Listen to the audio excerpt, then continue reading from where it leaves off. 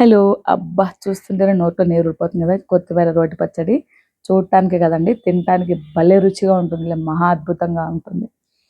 అన్నంలోకి గాని, రాగి ముద్దలోకి గాని సూపర్బ్ కాంబినేషన్. ఒకసారి తిన్నారంటే ఖచ్చితంగా మీరే ఒప్పుకుంటారు. ఈవెన్ చల్లన్నంలో కూడా అంత బావుంటుందండి. దీనికి ఫస్ట్ పాన్ తీసుకోండి. 1 స్పూన్ జీలకర్ర, 1 స్పూన్ ఆవాలు, హాఫ్ స్పూన్ మెంతులైతే తీసుకోండి. నాకు హాఫ్ స్పూన్ కూడా ఎక్కువైంది. కొంచెం పచ్చడి చేదనిపించింది. కాబట్టి మీరు ఇంకా తక్కువ తీసుకోండి. బ్లెండ్ చేసేసుకున్నాము. ప్యాన్ తీసుకొని అదే ప్యాన్‌లో కొంచెం ఆయిలు, పచ్చడి సరిపడా పచ్చిమిర్చి తీసుకొని వేపేసుకుందాము. చింతపండు కూడా ఒక హాఫ్ నిమ్మకాయ సైజంత తీసుకొని కడిగి శుభ్రం చేసుకొని నానబెట్టుకుందాము.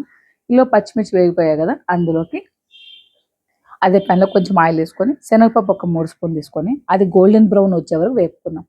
రుచి వేగడంలోనే ఉంటుందనమాట. నీట్‌గా వేగిన తర్వాత పక్కన పెట్టేసుకొని, సేమ్ ప్యాన్‌లోకి మళ్ళీ కొంచెం పచ్చడి కొంచెం ఆయిల్ ఎక్కువ పడితేనే రుచి ఎక్కువ కదా! మరి కొంచెం ఆయిలేసి కొత్తిమీర అంతా వేసి వేపేసుకుందాము. ఈలోపు మనం మిక్సీ జార్‌లోకి పౌడర్ రెడీ చేసి పెట్టేసుకున్నాం కదా! అందులోకి వేపుకున్న శనగపప్పు, పచ్చిమిర్చి వేసేసుకొని 4 స్పూన్లు వేపిన పల్లీలు కూడా వేసేసుకుందాం రుచి కోసము. బ్లెండ్ చేసేసుకున్నాం మెత్తగా.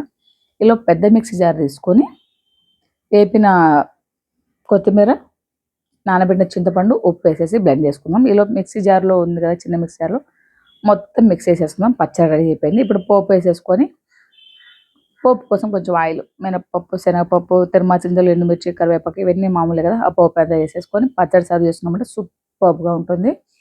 మీరు కూడా ట్రై చేయండి. మీకు ఎలా వచ్చిందో నాకు కామెంట్ చేయండి. మీకు వీడియో నచ్చితే లైక్ చేయండి, సబ్స్క్రైబ్ చేసుకోవడం మర్చిపోవద్దు. మరిన్ని ఇంట్రెస్టింగ్ వీడియో కోసం సబ్స్క్రైబ్ చేసుకోండి. Bye bye.